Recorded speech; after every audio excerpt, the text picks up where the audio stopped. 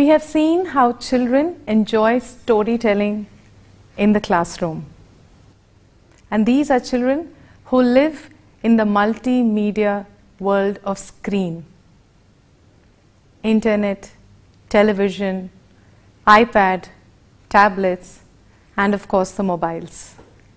And yet, these children thoroughly enjoyed listening to a story.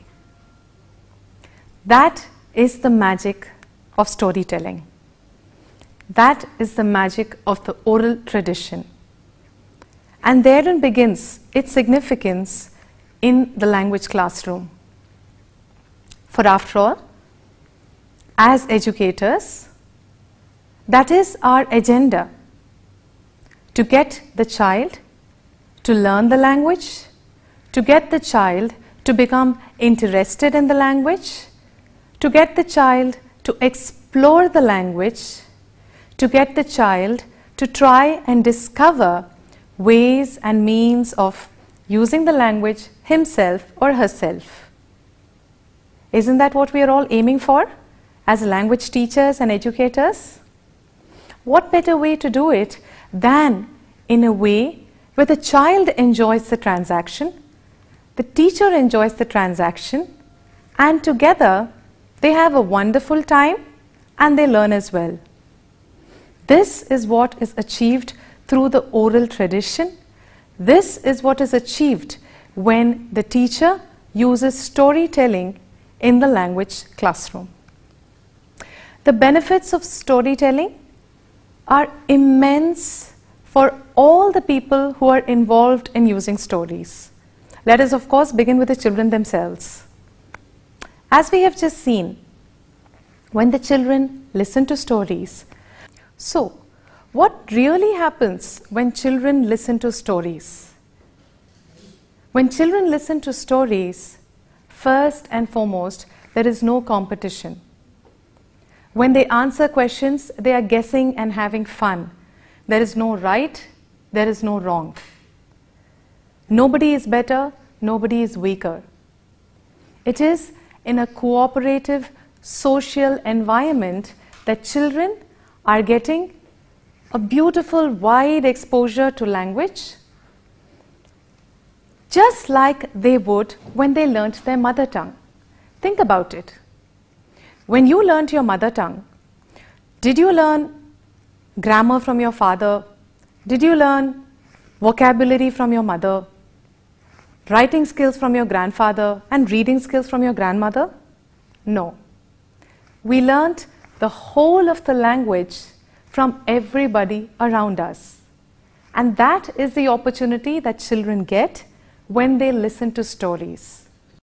The children get to improve their listening skill, speaking skill, reading skill, writing skill, vocabulary and grammar. All of the 6 integral elements of language development.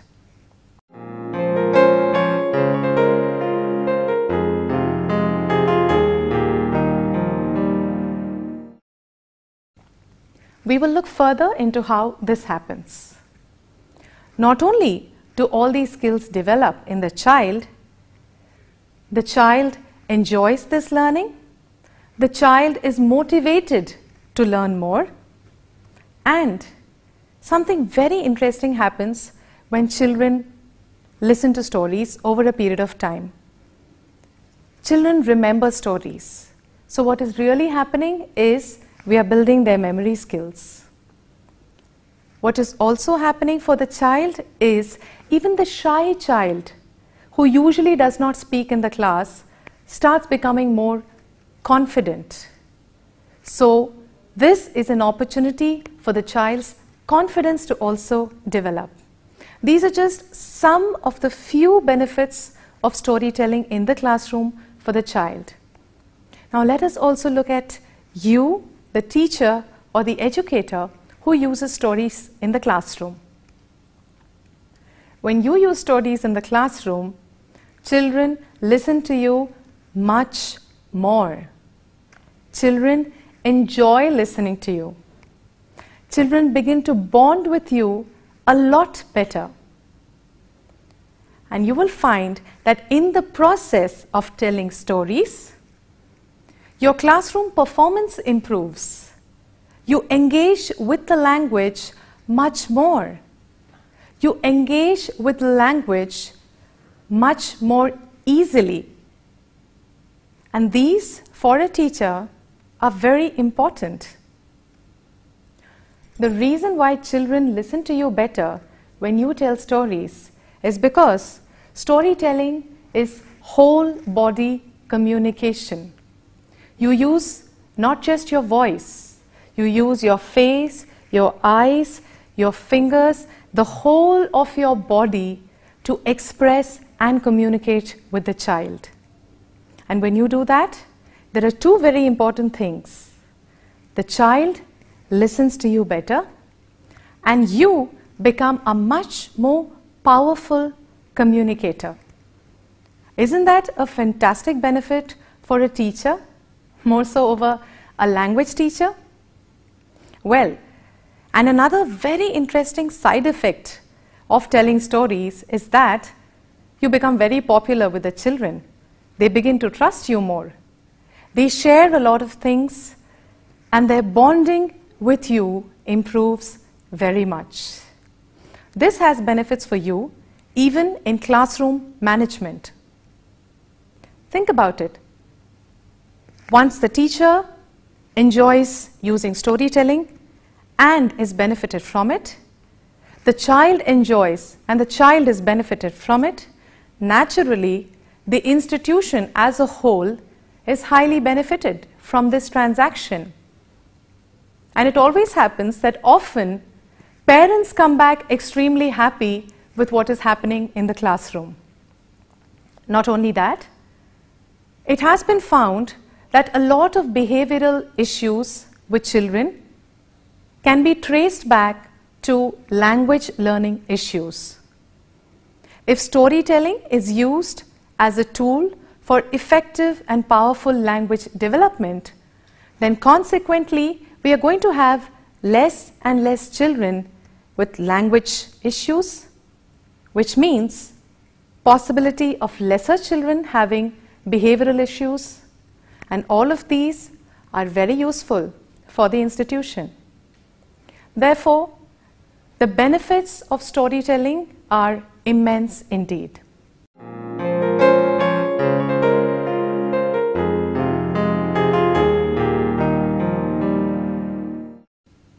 So it comes as no surprise to us that once, when the mother of a maths genius went to the famous scientist Albert Einstein and said, "Mr. Einstein, please tell me, how can I make my child a bigger genius than he already is? What can I do to promote this wonderful mind that he has?" And Albert Einstein said, "If you want your child to be smart, tell him stories. If you want him to be smarter, tell him more stories. And if you want him to be even more smart, tell him even more stories." Stories are the trigger for the child's creativity and the child's imagination. We live in a world where the screen gives us everything. Images from the television, images from the internet, images on the mobile phone. However, when the child listens to a story, the child is creating the image in the mind. It is almost like making a work of art. And that is why it is so much more joyful for the child. That's why I call storytelling as licensed and channelized daydreaming. It is just like daydreaming. The child can see pictures, feel what has happened, imagine everything, and yet it is the teacher who is deciding what the child will see, and it is the teacher who is allowing for all the daydreaming to happen in the classroom. Storytelling is indeed a wonderful tool to build creativity, to relax the child in a time and age when everybody is so hyperactive. It is a way to build trust between the child, and the educator. Now, sometimes we wonder, what really is the role of such a traditional tool like storytelling when we have interactive CD-ROMs where you insert and the CD asks you questions, you click a button, you hear a clap when your answer is correct, or you hear, try again, a digital voice which answers back to you. Sometimes we wonder, what is the role of a tool like storytelling? Well, it is this. First and foremost, in CDs, it is somebody else's creativity that the child receives. But when they hear stories, it is the child's imagination and creativity which comes out. Secondly, CD does not offer any human interaction. Well, even if 10 CDs give the child 1,000 scores, yet what will really bring joy to a child's heart is when the teacher looks into his or her eyes and gives a smile and says, very nice, isn't it? Storytelling brings that human interaction in the transaction. Not only that, the storyteller acknowledges the child and allows for the child to participate in the storytelling. That is why there is a beautiful saying in Africa which goes, the television knows many stories, but the storyteller knows us. Well, now that we find storytelling to be such a powerful and engaging tool in the classroom, let us look at some of the integral elements of storytelling.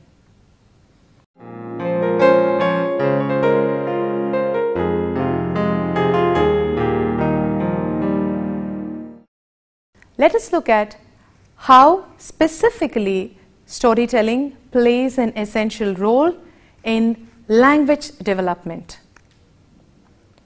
When it comes to language development, we shall look at listening skill, speaking skill, reading skill, writing skill, vocabulary, and grammar. Does the listening skill of the child improve when they listen to stories? Of course, the answer is in the question itself. Children learn to focus, concentrate, and listen with all their attention without focusing on distractions. They get to see a sample of what good speech is like. So definitely it helps the listening skill of the child. And what about speaking skill? Well, in the course of listening to stories and answering questions in between, like we saw in the session, where children guess answers, children participate in the storytelling, they get an opportunity to speak up. Also, after the storytelling, we could always invite children to share. They could share the story they heard, they could share new stories. All of these motivate the child to speak up more. They build the confidence of the child in speaking skill. They are also able to work on their pronunciation, on the intonation of the words, all of which are related to speaking skill. Now coming to reading skill. Some of us might think that if children are listening to a story, they may not want to read the same story. But it would surprise you that when children hear a story and you ask them after that, would you like to read the book which has the story? All hands will go up. Even the children who you think are not interested in reading. This is primarily because children don't have any hatred for reading, but children are scared of reading. They are scared of the content, they are scared of the new words. So when the story is familiar to them, they are less fearful. Also, because they have heard the story, they want to know what the book looks like. So they are more curious. For these two reasons, we can use storytelling as a fantastic tool to motivate children to read. Consequently, we can also work on their reading skills.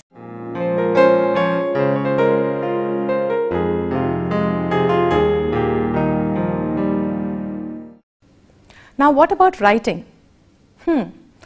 That is a big task, and we might think, it's okay to make them listen and speak and read, but no, making them write is going to be very difficult, which is true. However, one good way is to allow children to draw the story that they heard. When they get a chance to draw the story, they find it very interesting, much more interesting than copying notes from the board. Once they draw the story, we can encourage them to add small dialogues. Now, dialogue writing is also a writing task. So, in this small way, children voluntarily, willingly, and joyfully get interested in the act of writing. Often I'm surprised by children who come forward and write the entire story because they're so excited, even if we give them a very small writing task. So these are ways in which the listening, speaking, reading and writing skills of the children can develop. Again, what about vocabulary of the child? Is the child able to learn new words when they listen to stories? Think about it. Let us say I have a word in my story, for example, terrified, and the child has never heard that word before.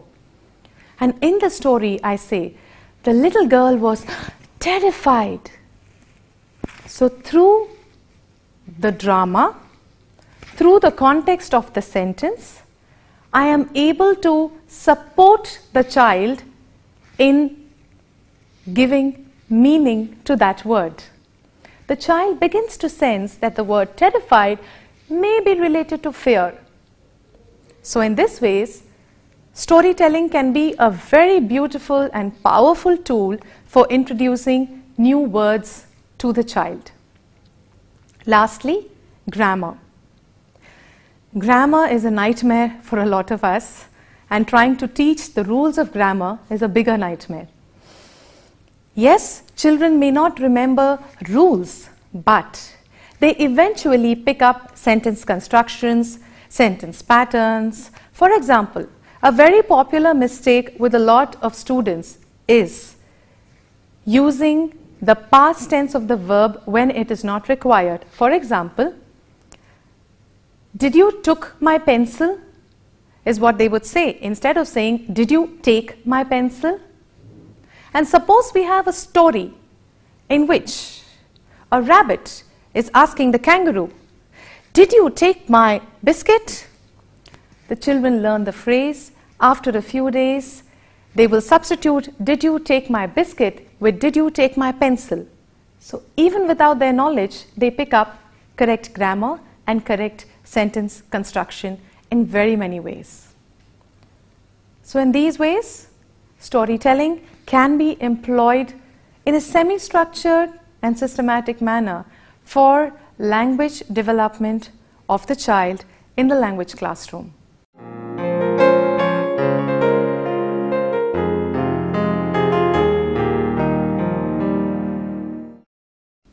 Well, to begin with, the voice. The voice is a tool which we can play around with and have lots of fun in storytelling performance. For example, if you're saying, and the demon said, who is there? And the little girl answered, this is me, Mohini. Well, doesn't that make it much more exciting for the child? Speech. The words we use, the way we use them, can again make a big difference in the storytelling. I could say, and they ran up the mountain quickly. They went up, and reached there really fast because they were being chased by the tiger. And when the tiger saw them. So this way, we can play with speed of speech. We can change the volume. Who's there? It's me. Softness, loudness, fast, slow, all of these can make storytelling much more interesting and engaging for the child. Another interesting element, very interesting for the child, is sound effects. They love it. If you said, and the king laughed, they like it. But if you say, the king laughed, ha ha ha ha ha, they really like it. So we could say, and the door opened, instead. And the door opened, it is much more interesting for the child. The shepherd took his sheep. All of these are interesting sound effects that can make the storytelling come alive for the child. You will be surprised to find them imitating you and making all those sounds. Another tool of drama is expressions. Just with our face, we can say so much. And the lady became very... The child knows you mean sad. And the father was very angry. A lot can be said even without saying. Gestures, again, a simple, interesting tool. Come here, said the mama. Go away, said the rabbit sternly. These are ways in which we can play around with the storytelling. Of course, body language is another very important tool of storytelling. King or a beggar can transform in just a few seconds for the listener in your story. All these tools of dramatization are very helpful for us when we tell stories. Now, if you think these tools of dramatization, I don't have the talent, I don't have the skill, well, that is really not true. Think about it. If on a really stressful day, the children in the classroom are terribly noisy and are not listening to you at all, at some point you're going to be saying, keep quiet! Did I not tell you to keep quiet? Imagine at that very moment, the principal walks into the classroom. You're going to turn around and say, good afternoon, ma'am. Now, isn't that your own voice modulation skill?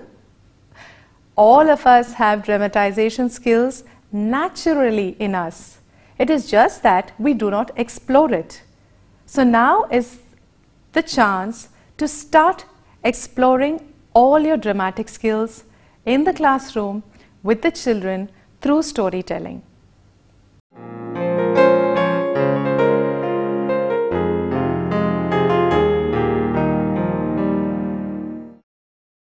Some more very simple ways to make storytelling a highly interactive experience for the child.